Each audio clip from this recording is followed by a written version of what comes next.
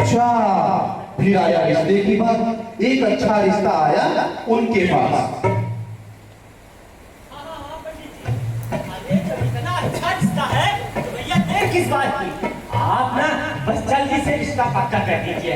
हम भी थोड़ा बगल में जाकर जान पहचान वालों से राय मशवरा ले लें, क्योंकि हमारी बेटा रेखा की जिंदगी का सवाल है। पंडित जी आपका बड़ा एहसान होगा, धन्यवाद। तो रिश्ता आया, फिर जांच की पड़ताल कराई और कोई कमी ना सामने आई। हाँ पंडित जी, अरे जब इतना अच्छा रिश्ता आ ही गया है तो बार-बार ऐसे रिश्ता सामने थोड़ी आता है। हाँ, हमको लड़का बड़ा ही पसंद आया पंडित जी। हम सब कर लेंगे, आप चिंता मत करिए। अरे कल को हमारी रेखा बिटिया वहाँ जाएगी, खुश रहेगी। हम यही तो चाहते हैं, हमारी बिटिया जाए और अच्छे से घर में रहे। हाँ, हम सोच समझ लेते हैं सर। तो भैया आई फिर दहेज की बारी और रह गई सारी तैयारी। हाँ पंडित जी, लेकिन अब अचानक से इतना ज्यादा दहेज। अच्छा आप फिक्र न करिए, हम करते हैं, हम कहीं करते हैं। नहीं पंडित जी, रिश्ता हाथ से न जाने पाए। ठीक है ये इतने सारे गहने आखिर ये हमने अपनी बेटी के लिए तो संभाल के रखा था। नहीं कांता, आखिर आज तक हमने तुम्हें दिया ही क्या है? ये गहने तुम अपने पास ही रखो। मैं उसका पिता हूँ ना, मैं कुछ ना कुछ जुगाड़ कर लूंगा। अरे मैं भी तो उसकी माँ हूँ ना, मेरा भी तो कोई अधिकार बनता है। आपकी नहीं, आपको जरूरत पड़ेगी। आप ये तो भैया लड़की वाले थे अमीर बड़े बड़े। कांता रानी को अपने गहने गिरवी रखने पड़े। फिर आगे क्या हुआ? फिर आगे क्या हुआ? आगे हुआ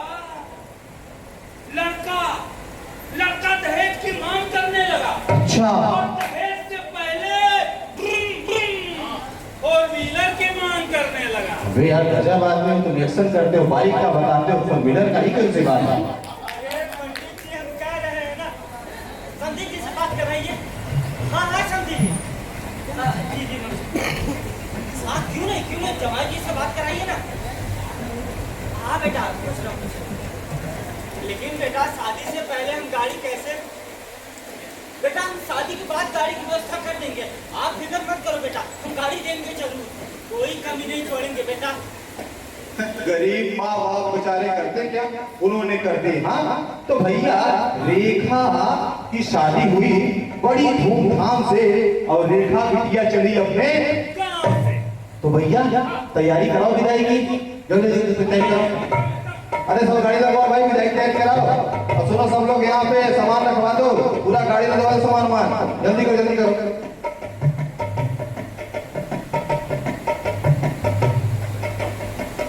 अरे वो दहेज का सामान जो पिकअप में नहीं आएगा। अरे बाप रे बाप। हाँ, अरे भाई उसके लिए वो ट्रक में दे। वो हमें नहीं आएगी। ट्रक में हाँ, ऊपर भी देखो। रेखा की शादी हो गई धूमधाम से और रेखा चली अपने गांव से। विदाई हो गया है, विदाई के बाद क्या होगा वो दृश्य देखने के लिए हमें आपको और आगे जाना होगा। थोड़े दिन बाद बीतता है, रेखा की ससुराल से डिमांड आने लगती है, क्योंकि उन्होंने कुछ दहेज में वादे किए थे जिसको पूरा करना था। EMI जो देना था, घर में कोई भी चीज हो जाती थी तो एक बहाना होता था। देखो मैं कहना तो नहीं चाहता, लेकिन अगर तुम अपने पापा से कह दो कि उन्होंने बोला था ऐसा, तो ऐसा हो जाएगा, ऐसा हो जाएगा। आखिरकार तुम्हारा भी घर है, तुम भी इसको अपना समझो, ऐसे धीरे धीरे चीजें बढ़ती रहेगी। तो आइए आगे के दृश्य की ओर ले चलते हैं कि आगे क्या हुआ। अक्सर होता क्या था कि रेखा अपने घर से जब बात ससुराल होती थी तो घर आती थी और मायके से थोड़ा बहुत सामान लेके ससुराल चली जाती थी, और ये सिलसिला 1 2 साल 3 साल चलता रहा। और फिर एक दिन क्या हुआ, आइए देखते हैं।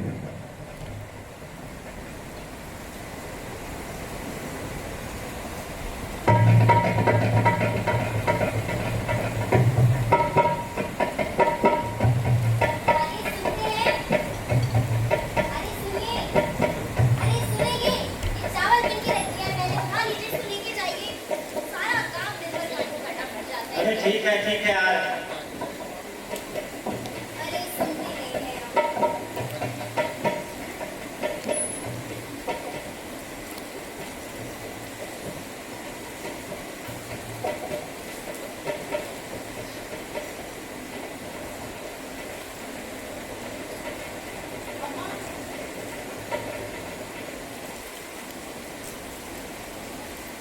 आ गई बेटा। हाँ। कैसी है आप? मैं ठीक हूँ, तुम कैसी हो बेटा? मैं भी बहुत बढ़िया हूँ। पता है मुझे आपसे बहुत सारी बात करनी है। हाँ तू अभी आइए, रुक जा, मैं तेरे लिए पानी लेके आती हूँ। तू बैठ, हम बाबूजी से बात कर, मैं पानी लेके आती हूँ। बाबूजी अरे बेटा अभी तो आई हो, पहले पानी और पियो। पानी और पियो, पानी हो जाओ भगवान। पानी वानी पी लो। और पता है इस बार गाँव में बच्चियाँ भी आई है। हाँ हाँ और मैं जानती हूँ ना, पता है मुझे आपसे बहुत जरूरी हाँ बात करनी है। बेटा बात करेंगे ना, हम तो अपने पिताजी से बात कर, तुझे पता है इस बार पिताजी कह रहे थे विंध्याचल चलेंगे। छोटी के भी पेपर खत्म हो गए, उसको बुला लेंगे, सब मिलके साथ में चलेंगे। बाबूजी अरे बेटा हम सब जानते हैं। अरे तुम इसको चिंता ये मत करो। बताइए ना कि टिकट कब की आपने बुक कराई है? अरे अगले महीने सोमवार को कराया है। ठीक है, मैं अपना बाकी का काम कर लेती हूँ, हाँ। मैं अपने पिताजी के और साथ बैठ। बिटिया अभी आई हो तो पहले चाय वाय पिलाओ, खाना ना खिलाओ भाई। जाओ, अभी हम बैठ के बात करेंगे। मेरी बात तो हाँ, मैं तेरी बात सुनूंगी बेटा। अरे सुनते नहीं है जी, वो नया घर पकड़ा रखा है ना, जाई दामाद के लिए निकाल के लेके आई अरे जाइए। नहीं बुलाते हैं, बेटा बेटा मेरी बात सुनो। तुम कमजोर होती जा रही हो। अरे खाओ पियो, हवाई हो तो जाके के जाना। अरे मेरी बात तो हाँ, सुन रहे हैं बेटा, अभी तो आइए, थोड़ा तो आराम करिए। अरे भाई आराम कराओ, तुम क्या कर रहे हो? क्या बोल अरे बेटा मुझे आपसे मत करिए। अरे बात कहाँ से कह रही हूँ? मुझे आपसे बात करनी है। मैं यही है, सुनने नहीं आई। यहाँ आते तो यहाँ कोई मेरी बात नहीं सुनता, वहाँ जाते तो वहाँ कोई नहीं सुनता, यहाँ आते तो यहाँ का घर मुझे काटने को दौड़ता है, और वहाँ जाते तो वहाँ का घर। आखिर मैं करूँ तो करूँ क्या? फिर शुरू हो गई। बेटा बेटा बेटा, आखिर वो भी तो तेरा घर है ना, तुझे ही संभालना है। जिसे मैंने संभाला था, तुझे भी तो संभालना है ना। आपको क्या लगता है मैंने कोशिश नहीं की?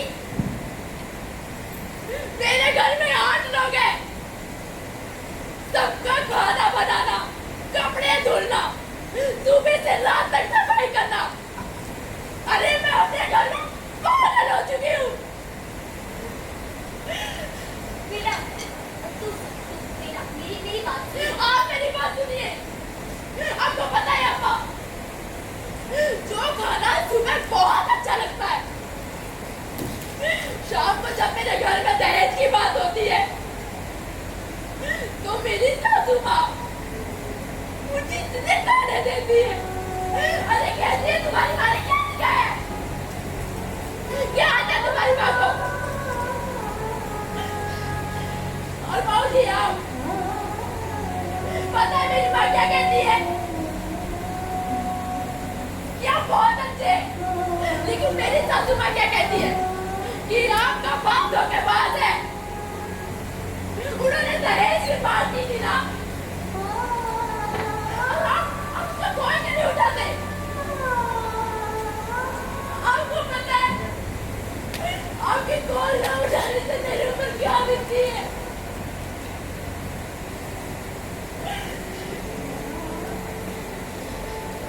मैं कहना तो नहीं चाहती थी, लेकिन मुझे लगता है आज से ये बोलना ही पड़ेगा। मैं सब खुशी खुशी बर्दाश्त कर लेती हूँ, सब सह लेती हूँ, लेकिन पता है मेरी सब्री की बात कहाँ टूटती है? जब वो रात को ऑफिस से आते हैं और आते ही मुझसे पूछते हैं क्या बात हुई तुम्हारे घर वालों से, क्या बोला दहेज के लिए? और मैं कुछ नहीं कह पाती। वो मेरे भाई को चीट कर मुझे पीसते हैं, जानवरों की तरह समझते हैं। अरे, और कर लो बड़े घर में शादी, और कर लो लोगों की तरह देखा दिखाई, कर लो बराबरी में शादी। बर्बाद कर दी ना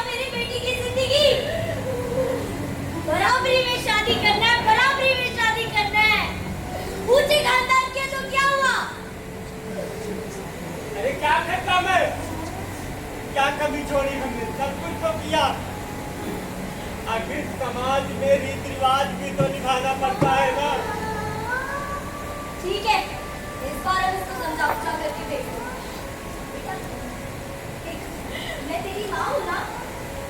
बस इस बार तू संभाल ले सारी चीजें। हम बहुत जल्दी तुझे इस घर से बाहर निकालेंगे। आप आएंगी ना वो बात करने? हाँ मेरा बच्चा, मैं आऊंगी। मौजी, आप आएंगे ना? मैं इस बार आकर मैं समझी जी से बात करूंगा और जमाई जी को सब सही कर दूंगा बेटा। मैं बस इस बार तुम जाओ, मैं आऊंगा बेटा और साफ बात करके अच्छे से हम सब कुछ सही कर देंगे। जा तो रही, लेकिन एक बात कहती जाती हूँ। आपने कहा ना माँ, अब वही मेरा संसार है, तो याद रखिए, जिस घर में आपने मेरी डोली भेजी है, मेरी अर्थी भी उसी घर से आएगी। बेटा ऐसी बातें नहीं करते, ऐसी बातें नहीं करते। शुभ शुभ बोल। तुझे मेरे पे भरोसा है ना? तू इस बार जा और किसी से कुछ बोलने की जरूरत नहीं है और उस नर्क से तुझे बहुत जल्दी बाहर निकालेंगे। ठीक है? आएंगे ना? हाँ मेरा बच्चा, तू इस बार जा। हाँ, हम जल्दी आएंगे।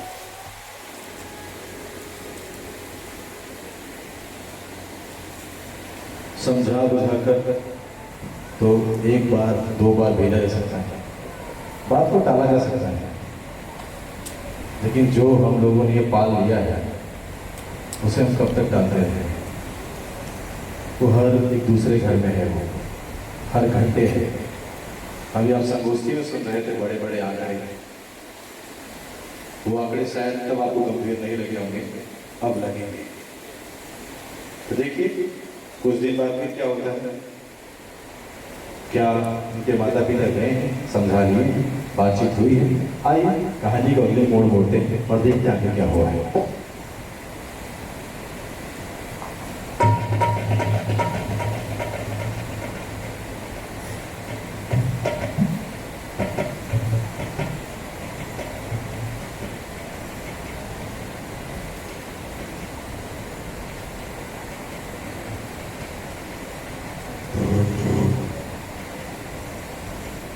अरे फोन बज रहा है, फोन उठा लीजिए। पता नहीं क्या करते रहते हैं। हाँ भाई,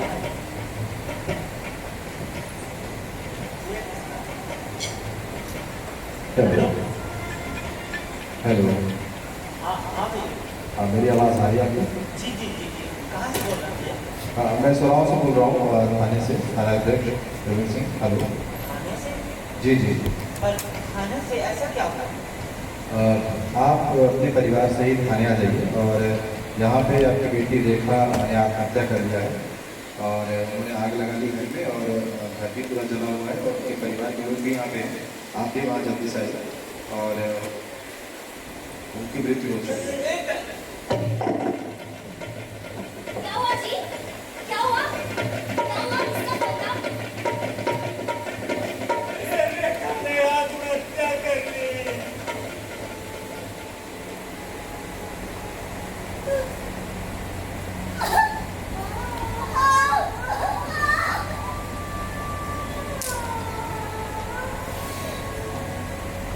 मार दिया मैंने अपनी बेटी को।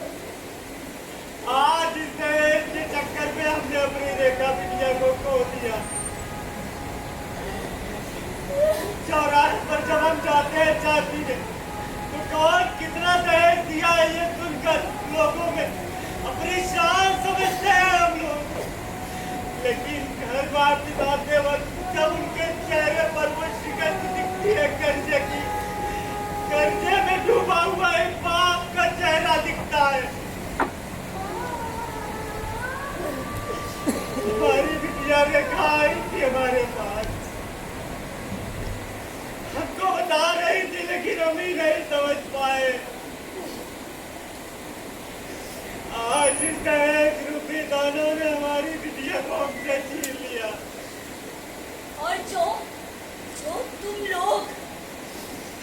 तुम लोगों ने दहेज देना एक रीति रिवाज समझ के रखा है, वो कोई रीति रिवाज नहीं है हमारे समाज का।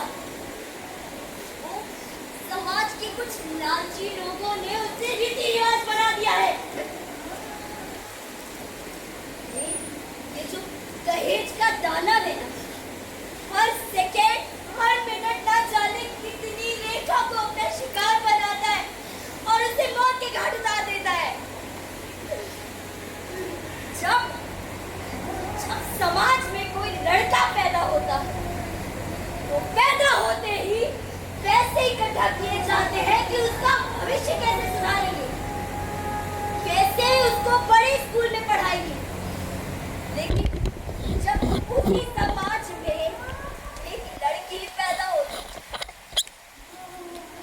तो दहेज के लिए पैसे इकट्ठे करने चालू कर देते हैं कि उसकी शादी कैसे करेंगे, कितना दहेज देंगे।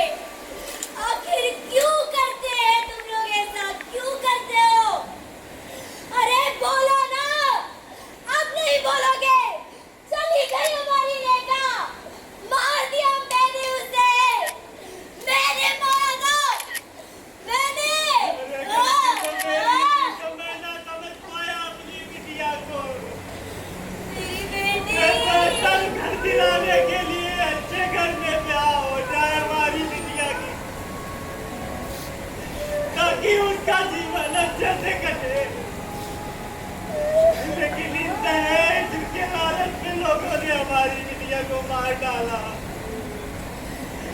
आप लोगों से हाथ जोड़ के निवेदन है कि आप लोग इस दहेज के चक्कर में अपनी रेखा मत खो देना, अपनी रेखा मत खो देना।